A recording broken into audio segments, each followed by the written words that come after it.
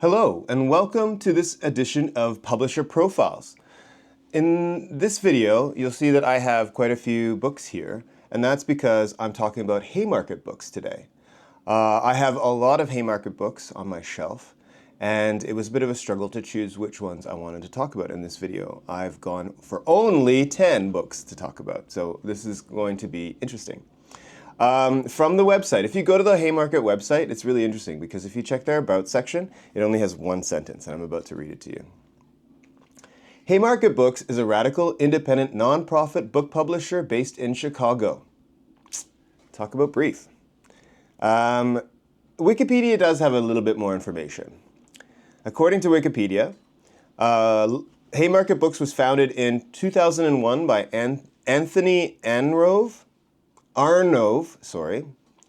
Ahmed Shawki, and Julia Fain, all of whom had previously worked at the International Socialist Review.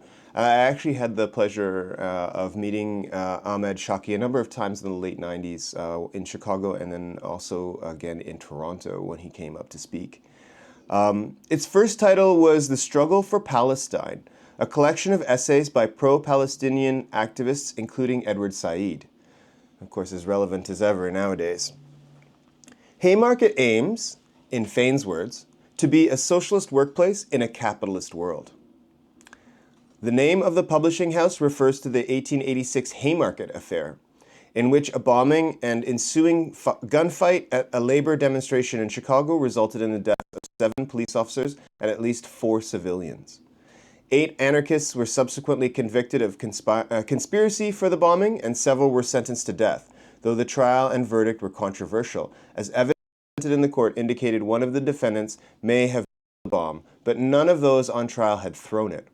And only 2 of the 8 were at the Haymarket around the time of the explosion. Haymarket Books was cited by Publishers Weekly on their list of fast-growing independent publishers in 2017 and 2018. As of 2019, Haymarket publishes 40 to 50 books each season. Haymarket is known for publishing provocative books from the left end of the political spectrum. The website doesn't have a discount section, and unfortunately the free shipping doesn't apply to Canadian orders, unfortunately. But they have regular sales, so check out the website, and I'll leave a link in the description. But let's get to the books. I'm going to start off by talking about this book, How to Abolish Prisons, Lessons from the Movement Against Imprisonment, by Rachel Herzing and Justin Pichet. I know Justin personally. For several years, I worked alongside Justin Pichet in the Criminalization and Punishment Education Project here in Ottawa. And I can speak from my own knowledge of Justin that he sure as hell knows a few lessons from the movement against imprisonment. And How to Abolish Prisons is an insider's guide to abolitionist strategy and a love letter to this beautifully peopled movement. Rachel Herzing and Justin Pichet draw on interviews with abolitionist crews all over the United States and Canada, from the Chicago Community Bond Fund to Critical Resistance in Oakland and San Francisco to Bar None in Winnipeg, offering an engaging snapshot of the movement's thinking in motion. Things are getting worse in Canada's prisons. We're having alligator Auschwitz and concentration camps for migrants in the US. And now more than ever, although people might not really understand how we're going to go about it, we need to abolish prisons. Also on that note, Tom Wicker's A Time to Die, The Attica Prison Revolt. In 1971, the inmates of Attica, the upstate New York prison, revolted, took hostages, and forced the authorities into 4 days of desperate negotiation. At the outset, the rebels demanded and were granted the presence of a group of observers to act as official mediators. And Tom Wicker, the author of this book, was at that point the associate editor of the New York Times and was one of those summoned. As time ran out, Wicker personally attempted to persuade Governor Rockefeller to visit Attica, but failed. In the end, the police attack was launched, and as a result, dozens of prisoners, as well as prison employees, were killed. It is an absolutely atrocious example of state repression against some of the most marginalized people that you can find in any country. So Kurt Vonnegut called this superb in the New York Review of Books, and I think that is a pretty impressive accolade. Also extremely impressive, and somebody who I would love to have on the channel, but I kind of feel is a bit of a long shot, Angela Y. Davis, Freedom is a Constant Struggle, Ferguson, Palestine, and the Foundations of a Movement. Angela Davis is, of course, a legendary activist, and everything she says must be listened to. I would love to talk to her. And this is a really, really important book, drawing the lessons between the police brutality in Ferguson and the settler colonialism that's happening in Gaza. And books like this only get more relevant in time. I really believe that. Another book that I think is extremely relevant, Can't Pay, Won't Pay, by the Debt Collective, The Case for Economic Disobedience and Debt Abolition. We don't need just prison and police abolition, but we need to abolish the debt that is crippling working people all across, certainly Canada and the US, all across the world, actually. Debt is absolutely crippling people. Naomi Klein says, a visionary roadmap for an army of debtors that is powerful enough to make capital scream. The late David Graeber said, to abolish debt is to begin to rebuild society. We need to start doing so now. And Rebecca Solnit, this anti-capitalist manual is a beautiful guide. Can't pay, won't pay. That should be a slogan. Unfortunately, the legendary Mike Davis has passed away, and that is a loss for leftists and people everywhere. This is his book of essays against empire called In Praise of Barbarians. Mike Davis attacks the current fashion for empires and white men's burden in this blistering collection of radical essays. He skewers such contemporary idols as Mel Gibson and Howard Dean, debates with Tom Frank about what's the matter with America, unlocks some secret doors in the Pentagon and the California prison system, visits Star Wars in the Arctic, and vigilantes on the U.S.-Mexico border, predicts ethnic cleansing in New Orleans more than a year before Katrina, commemorates the anarchist Avengers of the 1890s, remembers Private Ivan, who defeated fascism, and recalls teeny bopper riots on Sunset Strip, and looks at the future of global capitalism from the top of Hubert's Peak. We lost a very, very, very big mind in Mike Davis. I have a number of his books, and I think I will still do some readings and talk about his content because it's extremely useful in this time. If you've seen this channel, you know I am extremely interested in technology and what technology is doing to us. This is Bit Tyrants, The Political Economy of Silicon Valley by Rob Larson. What can I say? It's a Monday morning when I'm recording this. Please forgive me. A badly needed study of the giant high-tech corporations, says Noam Chomsky. Rob Larson is a professor of economics at Tacoma Community College and an author of Capitalism versus Freedom and Bleakonomics. And just a little blurb at the top. Apple, Google, Microsoft, Facebook, and Amazon will tell you they were built from the ground up through hard work, a few good ideas, and entrepreneurs daring to seize opportunities. But this book cracks the code on big tech, and it's one corrupted file. Also on the tech side of things, this is one of the books in the Studies in Critical Social Sciences, New Scholarship in Political Economy series, From Online Platforms to Digital Monopolies by Jonas Valente, Technology, Information, and Power. And I just want to say, like, this is an absolutely beautiful book cover. I love this book cover.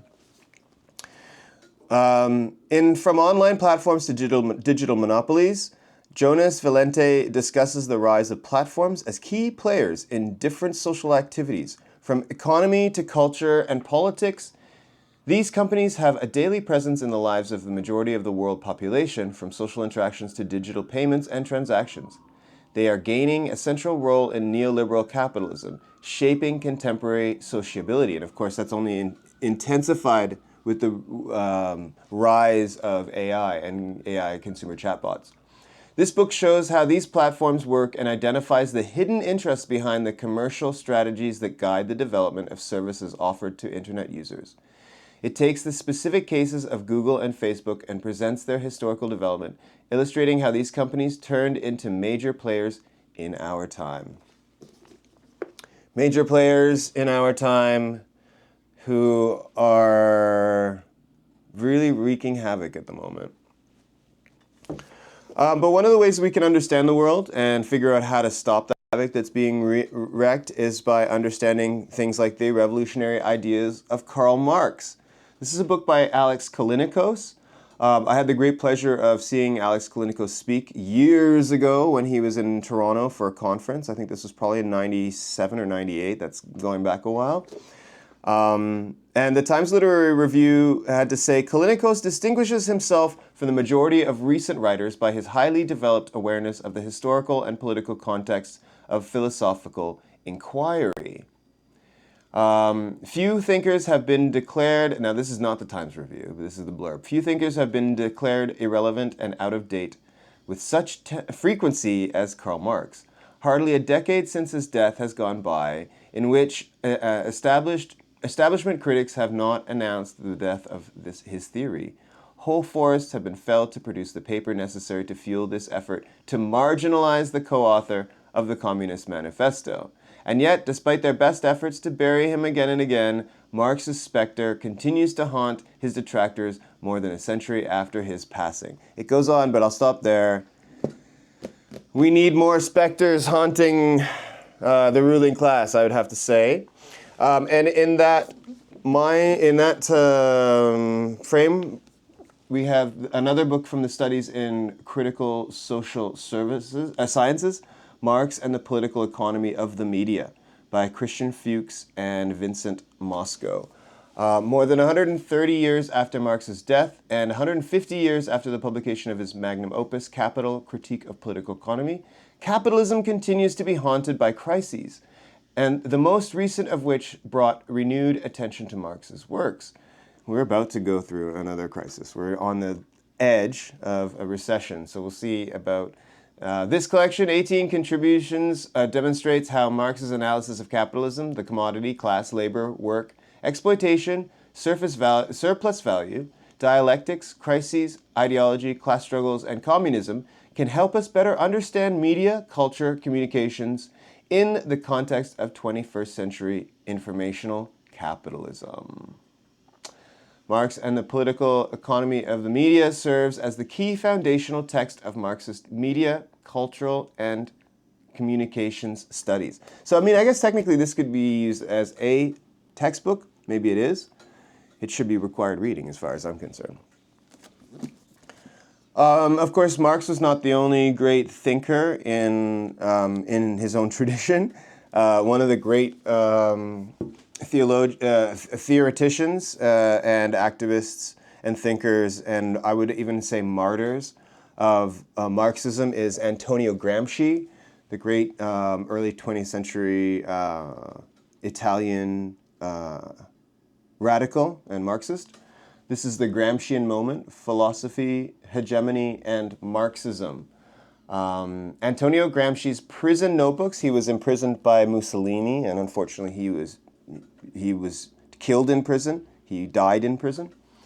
Antonio Gramsci's prison notebooks are today acknowledged as a classic of the human and social sciences in the 20th century. The influence of his thought in numerous fields of scholarship is only exceeded by the diverse interpretations and readings to which it has been subjected, resulting in often contradictory images of Gramsci. This book draws on the rich recent season of Gramscian philological studies in order to argue that the true significance of Gramsci's thought exists in its distinctive position in the development of Marxist tradition. Providing a detailed reconsideration of Gramsci's theory of the state and concept of philosophy, the Gramscian moment argues for the urgent necessity of taking up the challenge of developing a philosophy of praxis as a vital element in the contemporary revitalization of Marxism. For those of you who don't know, praxis is the putting into practice of your political philosophy or political ideology. So that is praxis, what you actually do with your ideas, if I may say that. And so that was one of the major things for Gramsci. It's not just enough to have an idea in your head. What do you actually do with that idea, and how do you make it play out in the real world? So it's very interesting stuff. I would love to talk to Peter D. Thomas about his book here, The Gramscian Moment. Love to talk to everybody here, and I would love to collect more Haymarket books. We certainly need more ideas in the marketplace of ideas, so to speak. These ideas are suppressed in that marketplace, and I'd like to see them thrive. So that's part of the reason why I'm making this video. This video and this channel are part of my praxis, and I thank you very much for watching. If you've gotten something out of this, please subscribe. Check out Haymarket Books. I'll leave the link in the description, and we'll see you in another video. Ciao for now.